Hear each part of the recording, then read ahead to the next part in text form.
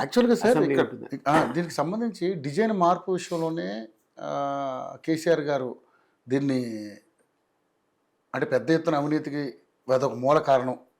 ఇంకొకటి దీనివల్ల ఎవరైతే కాంట్రాక్టర్లు లాభపడ్డారో వాళ్ళందరికీ లాభం చేకూర్చే విధంగానే ఈ ప్రాజెక్టును అంతా కూడా ఇష్టం వచ్చినట్టుగా ఏటీఎంలో వాడుకున్నారనేది ఆ అభియోగాల్లో నిజం ఉందంటారు మొత్తానికి. ప్రైమ్ మినిస్టర్ కూడా అన్నాడు అన్నమాట.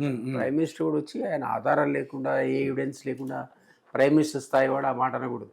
ఆయన అన్నాడు ఈ ఫ్యామిలీకి ఏటీఎంలా పనిచేస్తుంది కాళేశ్వరం. కాబట్టి వాళ్ళ దగ్గర కూడా కొన్ని సెంట్రల్ ఏజెన్సీస్ కొంత ఇట్లాంటి ఇన్ఫర్మేషన్ ఇచ్చి ఉంటాయి. డెఫినెట్లీ ఈ ప్రాజెక్ట్ లోపల మనందరికీ తెలుసు కాస్త కూస్తో అవకాశం ఉంటుంది అవినీతికని. ఇదేంటంటే రివైజ్ చేసుకొని ఎస్టిమేట్లు 1కి 2 చూపించి మీకు జ్ఞాపకుంటే Nagarjuna Reddy power point presentation ఇచ్చాడు విలేకరులకి. 100 రూపాయలు కాస్ట్ చేసే అక్కడ ఉన్నటువంటి లిఫ్ట్కి సంబంధించిన మిషన్స్ బిహెచ్ఎల్ తీసుకొచ్చిన మిషన్స్ యాక్చువల్లీ 300 చేశారు. ఓకే, 100కు 300 చేశారని ఆయన ప్రజెంటేషన్లో చూపించాడు. అకస్మాత్తుగా 3 పెరిగిపోయింది దాని కాస్ట్. ఎట్లా పెరుగుతుందని పాపం అప్పుడు చాలా డీటెయిల్గా ప్రజెంటేషన్ ఇచ్చారు. ఎవడు పట్టించుకోలేదు. సరే అడిగే చర్చ జరుగుతుంది, అందరూ మీరు అన్నట్టు కాళేశ్వరం కాదు కూలేశ్వరం అన్నారు, ఇదన్నారు అదన్నారు. అదే కుంగిపోయిన తర్వాత ఇవన్నీ కూడా వెలుగులోకి వచ్చాయి. కుంగినాక ఎవరు కూడా తప్పించుకునే పరిస్థితి లేదు. ఎదురు కనపడుతుంది కూలిపోయి. అది కూడా వీళ్ళ కర్మకు ఎలక్షన్స్ ముందు కూలిపోయింది చూడాలి. సో అది పతనానికి దారితీస్తుంది. సో ప్రకృతి ఎవరిని వదిలిపెట్టదని నిదర్శనం. బీఆర్ఎస్ పతనానికి అది నాంది పలికింది. అక్కడ రకరకాల కారణాల్లో అది మేజర్ కారణం అయితే కాళేశ్వరం. ఓకే, సో ఈరోజు చూడాలి మరి మనం అనుకునేది అయితే అట్లా కనపడుతుంది.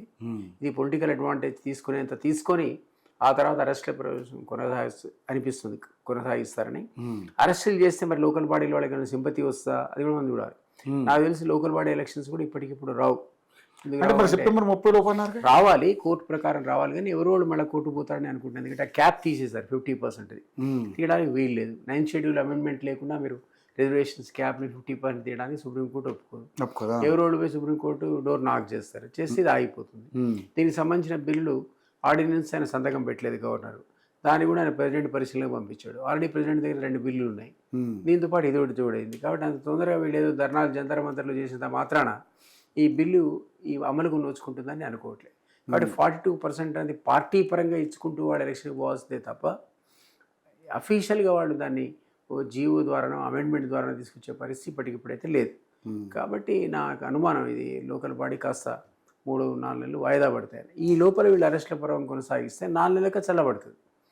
లేకపోతే ఇమ్మీడియట్గా ఎలక్షన్స్ పెట్టారనుకుంటే సెప్టెంబర్లో ఈ అరెస్టుల యొక్క ఇంపాక్ట్ ఎట్లుంటుందో మనకు తెలియదు. సింపతి కూడా ఒక్కొక్క సందర్భాల్లో వస్తుంది. నిజంగా ఇండియన్ డెమోక్రసీలో అది బ్యూటీ చెప్పారు మీరు. అరెస్ట్ కాగానే బ్యూటీ అది విచిత్రంగా ప్రజలు అయ్యో పాపం అంటారు, మర్చిపోతారని. దేనికైనా ఒక పద్ధతి ఉండాలి కదా. వాళ్ళు కూడా ఆలోచన ఇప్పుడు పెరగాలి. నేను కూడా అనేది ఏంటంటే ప్రజల్లో కూడా ఆలోచన చేయాలి. నిజంగా అంత అవినీతి జరిగితే ఇంత తెలంగాణ సొమ్ము తిన్నారు కాబట్టి వీళ్ళని ఎందుకు మనం క్షమించాలని రాదు, ప్రజల్లో రాదు. మీకు అట్లుంటే ఇందిరాగాంధీ ఎమర్జెన్సీ పెట్టిన సందర్భంలో ఇమ్మీడియట్గా జనతాదళ్ బ్రహ్మాండమైన మెజారిటీతో వచ్చింది. 2 years ఆమె అరెస్ట్ చేసిన సందర్భంగా వీళ్ళేమో కొలాప్స్ అయ్యారు. 2 yearsలో ఆమె అంతకు మించిన మెజారిటీతో వచ్చింది. పబ్లిక్ అయ్యో పాపం అన్నారు.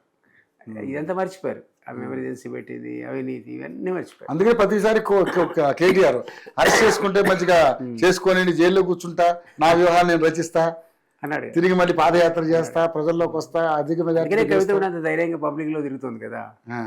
లిక్కర్ స్కామ్ అంత పెద్ద స్కామ్ జరిగి 3-4 నెలలు జైలుకు పోయినా ఆమె ఏం పట్టించుకోవట్లేదు. అది కూడా అడిషన్ లాగానే చూస్తుంది, వాల్యూ అడిషన్ లాగా. ఆశ్చర్యం. అంటే మన డెమోక్రసీలో ఒకటి ఉంది, పబ్లిక్ ఊరికే త్వరగా మర్చిపోయి అయ్యో పాపం అంటారు. మరి అట్లా ఏమన్నా తొందరగా కనుక లోకల్ బాడీ పెడితే ఆ ఇంపాక్ట్ అరెస్టుల తర్వాత ఉంటుందా అని చూడాలి. బట్ నాకు తెలిసి లోకల్ బాడీలు ఒక 6 నెలలు జరుగుతాయి దూరం. జరిగిన సందర్భంలో ఇది సదమణిపోతుంది. ఓకే, నేను కవిత అరెస్ట్ అప్పుడు కూడా పెద్ద బ్యాక్ క్లాష్ ఉంటుంది, బీఆర్ఎస్ శ్రేణులు అంతా కాల పెడతాయి, తెలంగాణ అంటుకుంటుంది అన్నారు. అసలు జరగలేదు. అసలు ఈ రోజు చూస్తే బీఆర్ఎస్ కూడా ఆమెకు ఎక్కడ మద్దతుగా నిలబడలేదు. నిజానికి నెగటివ్ అప్పటి నుంచే లేదు. ఇప్పుడు ఇంకా నెగటివ్ మాట్లాడుతున్నారు వాళ్ళు బీఆర్ఎస్ వాళ్ళు. సో దాన్ని బట్టి కూడా ఇది కూడా అట్లే అవుతుందేమో అనుకుంటున్నాను. ఓకే, సో మొత్తానికైతే అరెస్ట్ అయితే తప్పదంటారు. తప్ప 100% అరెస్ట్ల పర్వం కొనసాగుతుంది.